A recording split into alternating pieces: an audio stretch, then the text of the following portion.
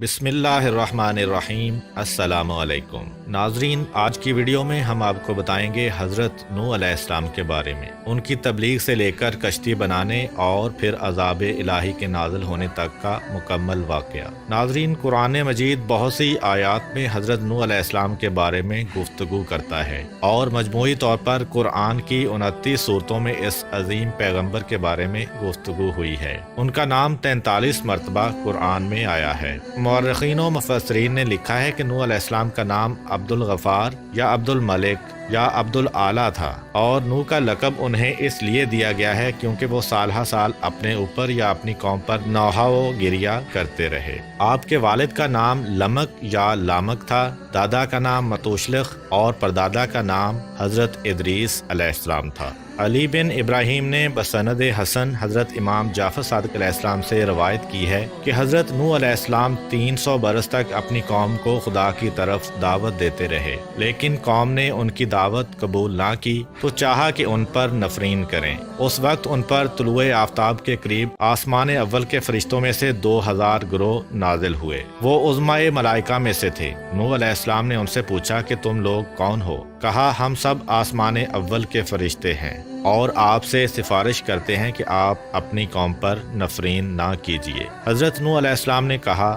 اچھا، میں نے ان کو 300 سال کی مہلت دی۔ 300 سال ختم ہو گئے اور وہ ایمان نہ لائے تو ان پر آپ نے پھر نفرین کا ارادہ کیا تو دوسرے آسمان کے 2000 گروہ فرشتوں کے آئے۔ نوح علیہ السلام نے پوچھا، تم لوگ کون ہو؟ کہا، ہم سب آسمان دوم کے قبائل ملائکہ سے 2000 قبیلے ہیں، اور ہم آپ کے پاس آئے ہیں اس لیے کہ آپ سے التجا کریں کہ آپ اپنی قوم پر نفرین نہ کریں۔ نوح علیہ السلام نے کہا، 300 سال ان کو اور مہلت دی۔ پھر جب 300 سال تمام ہوئے اور وہ لوگ ایمان نہ لائے تو آپ نے ان کے لیے بد دعا کا ارادہ کیا۔ سورہ ہود آیت نمبر 36۔ اور نوح کی طرف یہ وحی کی گئی کہ جو لوگ ایمان لا چکے ہیں ان کے علاوہ آپ کی قوم میں سے ہرگز کوئی اور ایمان نہیں لائے گا، لہذا جو کچھ یہ لوگ کرتے ہیں آپ اس سے رنجیدہ نہ ہوں۔ سورہ نوح آیت نمبر 26-27۔ اور نوح نے کہا، پروردگار، روئے زمین پر بسنے والے کفار میں سے ایک کو بھی باقی نہ چھوڑ۔ اگر تو انہیں چھوڑ دے گا تو وہ یقیناً تیرے بندوں کو گمراہ کریں گے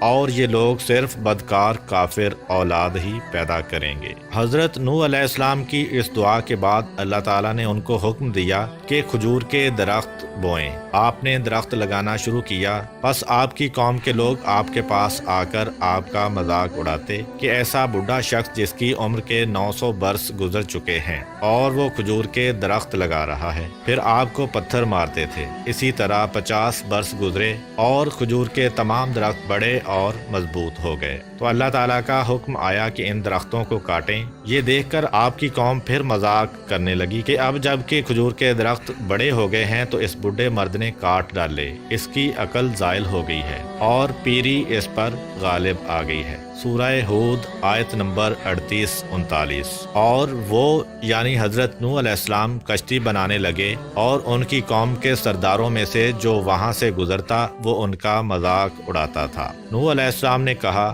اگر آج تم ہمارا مذاق اڑاتے ہو تو کل ہم تمہارا اسی طرح مذاق اڑائیں گے جیسے تم مذاق اڑاتے ہو۔ ان قریب تمہیں علم ہو جائے گا کہ کس پر وہ عذاب آتا ہے جو اسے رسوا کر دے گا اور کس پر ہمیشہ رہنے والا عذاب نازل ہوگا۔ اللہ تعالیٰ نے حضرت نوح علیہ السلام کو کشتی بنانے کا حکم دیا اور جبرائیل علیہ السلام کو ان کی تعلیم پر مامور فرمایا۔ غرض کہ نوح علیہ السلام نے کشتی بنانا شروع کیا۔ اس کی لمبائی 1200 ہاتھ، چوڑائی 800 ہاتھ اور اونچائی 80 ہاتھ تھی۔ ایک ہاتھ سے مراد کوہنی سے لے کر درمیانی انگلی کا آخری سرا ہوتا ہے اور یہ تقریباً آدھا میٹر ہوتا ہے۔ اس طرح کشتی کی لمبائی تقریباً 600 میٹر، چوڑائی 400 میٹر اور اونچائی 40 میٹر تھی۔ حضرت نوح علیہ السلام نے عرض کی، خدا بندہ، کشتی بنانے میں میری کون مدد کرے گا؟ خدا نے وہی فرمائی کہ اپنی قوم کے درمیان اعلان کرو کہ جو شخص کشتی بنانے میں میری مدد کرے گا اور اس کی کوئی چیز تراشے گا تو جو کچھ تراشے گا وہ چاندی سونا بن جائے گا۔ حضرت نوح علیہ السلام نے یہ اعلان کیا تو لوگ کشتی بنانے میں آپ کے ساتھ شامل ہو گئے اور مذاق بھی کرتے جاتے تھے کہ جنگل میں کشتی بنا رہے ہیں۔ جب خدا نے قوم نوح علیہ السلام کو ہلاک کرنے کا ارادہ کیا تو 40 سال پہلے سے ان کی عورتوں کو بھانج کر دیا تھا، پھر ان میں کوئی اولاد نہیں ہوئی۔ جب نوح علیہ السلام کشتی بنا کر فارغ ہوئے تو خدا کے حکم سے آپ نے سریانی زبان میں ندا کی، جس کو سن کر تمام چوپائے اور جانور حاضر ہوئے۔ آپ نے ہر حیوان کا جوڑا کشتی میں داخل کیا۔ آپ کی 950 سالہ تبلیغ کے نتیجہ میں دنیا کے تمام لوگوں میں صرف 80 اشخاص آپ پر ایمان لائے تھے۔ سورہ ہود آیت نمبر 40۔ یہاں تک کہ جب ہمارا حکم آ گیا اور تنور سے پانی ابلنے لگا تو ہم نے کہا، اے نوح، ہر جوڑے میں سے 2 کشتی پر سوار کرو اور اپنے گھر والوں کو بھی سوائے ان کے جن کی بات پہلے ہو چکی ہے، اور ان کو بھی سوار کرو جو ایمان لا چکے ہیں، اگرچہ ان کے ساتھ ایمان لانے والے بہت کم تھے۔ کشتی مسجد کوفہ میں تیار کی گئی۔ جب وہ دن آیا جس روز خدا ان کو ہلاک کرنا چاہتا تھا، نوح علیہ السلام کی زوجہ تنور میں جو مسجد کوفہ میں مشہور ہے روٹی پکا رہی تھی، اور نوح علیہ السلام کشتی میں اس جگہ جو جانوروں کے لیے مقرر تھی ان کی چیزیں جمع کر رہے تھے۔ اسی دوران زوجہ نوح علیہ السلام نے آواز دی کہ تنور سے پانی ابل رہا ہے۔ نوح علیہ السلام نے آ کر تنور پر کچھ مٹی ڈالی اور اس پر مہر لگائی کہ پانی باہر نہ آئے، اور جا کر تمام جانوروں کو کشتی میں داخل کیا۔ پھر تنور کے پاس آئے اور مہر توڑی اور مٹی ہٹا دی۔ آفتاب چھپ گیا اور بجائے اس کے کہ قطرہ قطرہ پانی برسے، یک بارگی پانی آیا اور تمام چشمے ابل پڑے، جیسا کہ حق تعالی فرماتا ہے۔ سورہ قمر آیت نمبر 11 تا 13۔ پھر ہم نے زوردار بارش سے آسمان کے دہانے کھول دیے اور زمین کو شگافتہ کر کے ہم نے چشمے جاری کر دیے، تو دونوں پانی اس امر پر مل گئے جو مقدر ہو چکا تھا، اور تختوں اور کیلوں والی کشتی پر ہم نے نوح علیہ السلام کو سوار کیا۔ اللہ تعالیٰ نے حضرت نوح علیہ السلام سے فرمایا کہ کشتی میں سوار ہو جاؤ۔ کشتی کے چلنے اور رک جانے کے وقت خدا کے نام کے ساتھ نجات کی دعا کرتے رہنا یا بسم اللہ کہتے رہنا۔ غرض کشتی حرکت میں آئی اور نوح علیہ السلام نے اپنے کافر بیٹے کو دیکھا جو پانی میں کھڑا ہوتا اور گرتا جاتا۔ فرمایا، بیٹا ہمارے ساتھ کشتی میں سوار ہو جاؤ اور کافروں کے ساتھ مت رہو۔ اس نے کہا، یعنی جلد پہاڑ پر چڑھ جاتا ہوں اور وہاں پناہ لیتا ہوں، وہ مجھ کو پانی میں ڈوبنے سے محفوظ رکھے گا۔ نوح علیہ السلام نے فرمایا، آج خدا کے عذاب سے کوئی بچانے والا نہیں ہے مگر وہی بچ سکتا ہے جس پر خدا رحم فرمائے۔ پھر نوح علیہ السلام نے کہا، پالنے والے، یقیناً میرا بیٹا میرے اہل سے ہے، اور بے شک تیرا وعدہ سچا ہے، اور تو تمام حکم کرنے والوں سے بہتر حکم کرنے والا ہے۔ حق تعالیٰ نے فرمایا، اے نوح علیہ السلام، وہ تمہارے اہل سے ہرگز نہیں ہے جن کی نجات کا میں نے وعدہ کیا ہے، لہٰذا مجھ سے ایسی بات کا سوال نہ کرو جس کا تم کو علم نہیں ہے۔ میں تم کو نصیحت کرتا ہوں کہ تم جاہل مت بنو۔ نوح علیہ السلام نے عرض کی، خدا بندہ، میں تجھ سے پناہ چاہتا ہوں اس بات سے کہ تجھ سے ایسی چیز کا سوال کروں جس کا مجھے علم نہ ہو، اور اگر تو مجھ کو نہ بخشے گا اور رحم نہ فرمائے گا تو میں نقصان اٹھانے والوں میں سے ہو جاؤں گا۔ بس خاموش ہو رہے جیسا کہ خداوند عالم نے ان سے فرمایا۔ اسی اثنا میں ان کے درمیان موج حائل ہو گئی اور پسرے نوح علیہ السلام غرق ہو گیا۔ کشتی مڑی اور اس کو موجوں نے تھپیڑا دیا یہاں تک کہ مکہ میں پہنچی، اور خانہ کعبہ کے گرد طواف کیا کیونکہ کعبہ کے سوا تمام دنیا غرق ہو گئی تھی۔ خانہ کعبہ کو بیت العتیق اسی لیے کہتے ہیں کہ وہ غرق ہونے سے محفوظ رہا۔ غرض 40 روز تک آسمان سے پانی برستا رہا اور زمین سے چشمے ابلتے رہے، یہاں تک کہ کشتی اس قدر بلند ہوئی کہ آسمان سے جا ملی۔ تو حضرت نوح علیہ السلام نے اپنے ہاتھ بلند کیے اور عرض کی، یا رحمانہ اتقن، یعنی پروردگارہ احسان فرما۔ اس وقت خدا نے زمین کو حکم دیا کہ اپنے پانی کو کھینچ لے، جیسا کہ قرآن مجید میں بیان ہوا ہے۔ سورہ ہود آیت نمبر 44۔ یعنی کہا گیا کہ اے زمین اپنے پانی کو جذب کر لے اور اے آسمان برسنے سے رک جا۔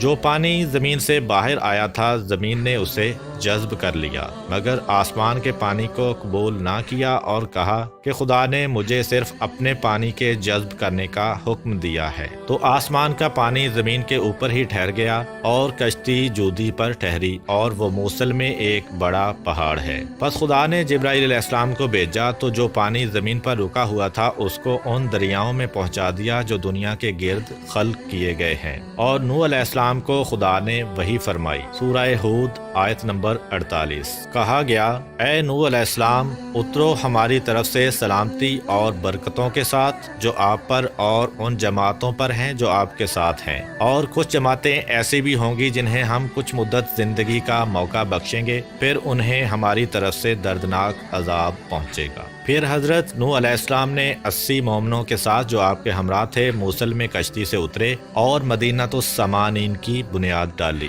حضرت نوح علیہ السلام کے 3 بیٹے سام، حام اور یافس بھی ان کے ہمراہ کشتی میں سوار تھے۔ مورخین کا نظریہ یہ ہے کہ کرۂ زمین کی اس وقت کی تمام نسل انسانی کی بازگشت انہی تینوں فرزندوں کی طرف ہے۔ ایک گروہ حامی نسل ہے جو افریقہ کے علاقہ میں رہتے ہیں، اور دوسرا گروہ سامی نسل ہے جو مشرق وسطیٰ میں رہتے ہیں، اور یافس کی نسل کو چین کے ساکنین سمجھا جاتا ہے۔ چونکہ طوفان نوح کے بعد نسل انسانی حضرت نوح علیہ السلام کے فرزندوں سے آگے بڑھی، اسی سبب سے حضرت رسول خدا صلی اللہ علیہ وآلہ وسلم نے فرمایا کہ نوح علیہ السلام 2 پدر میں سے ایک پدر ہیں، یعنی حضرت آدم علیہ السلام کے بعد تمام انسانوں کے باپ ہیں۔ اسی وجہ سے حضرت نوح علیہ السلام کو آدم ثانی بھی کہا جاتا ہے۔ روایات میں آیا ہے کہ حضرت نوح علیہ السلام کی کشتی پورے 6 ماہ سرگرداں رہی۔ یہ مدت ابتدائی ماہ رجب سے لے کر ذی الحج کے اختتام تک تھی۔ ایک اور روایت کے مطابق 10 رجب سے لے کر روز عاشورہ تک کشتی پانی کی موجوں میں سرگرداں رہی۔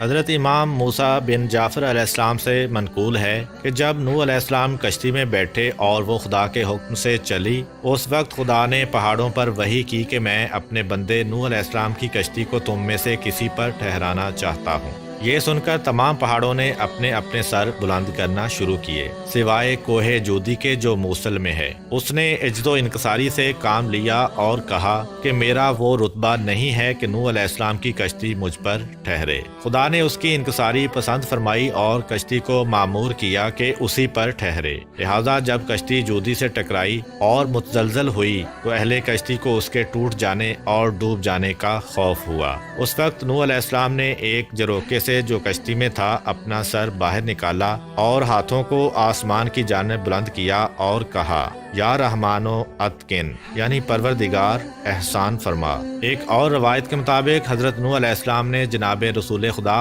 اور ان کی آل کا واسطہ دے کر اللہ تعالیٰ سے دعا کی تھی۔ بہت سے مفسرین نے کہا ہے کہ کوہ جودی جس کے کنارے کشتی نوح علیہ السلام آ کر لگی تھی اور جس کا ذکر قرآن میں آیا ہے، وہ وہی مشہور پہاڑ ہے جو موصل کے قریب ہے۔ بعض دوسرے مفسرین نے اسے حدود شام میں یا آمد کے نزدیک یا عراق کے شمالی پہاڑ سمجھا ہے کہ یہ وہ پہاڑ ہے جو موصل اور الجزیرہ کے درمیان ہے۔ الجزیرہ شمالی عراق میں ایک جگہ ہے اور یہ الجزائر یا الجزیرہ نہیں جو کہ آج کل مشہور ہے۔ بعید نہیں کہ ان سب کی بازگشت ایک ہی طرف ہو، کیونکہ موصل، آمد اور الجزیرہ سب عراق کے شمالی علاقوں میں ہیں اور شام کے نزدیک ہیں۔ حضرت امام جعفر صادق علیہ السلام سے منقول ہے کہ حضرت نوح علیہ السلام کی عمر 2500 سال ہوئی۔ 850 سال مبعوث ہونے سے قبل، 950 سال قوم کی ہدایت کا زمانہ، 200 سال کشتی کی تیاری میں گزرے اور 500 سال طوفان کے بعد زندہ رہے۔ جب پانی زمین سے خشک ہوا تو شہروں کی بنیاد ڈالی اور اپنی اولاد کو ان میں آباد کیا۔ جب 2500 سال تمام ہوئے تو وہ اس وقت دھوپ میں بیٹھے ہوئے تھے۔ کہا، السلام علیکہ یا نبی اللہ۔ حضرت نوح علیہ السلام نے جواب سلام دیا اور پوچھا، اے ملک الموت، کس لیے آئے ہو؟ کہا، آپ کی روح قبض کرنے کے لیے آیا ہوں۔ کہا، کیا اتنی مہلت دو گے کہ دھوپ سے سائے میں چلا جاؤں؟ کہا، ہاں۔ پس نوح علیہ السلام سائے میں گئے اور فرمایا، اے ملک الموت،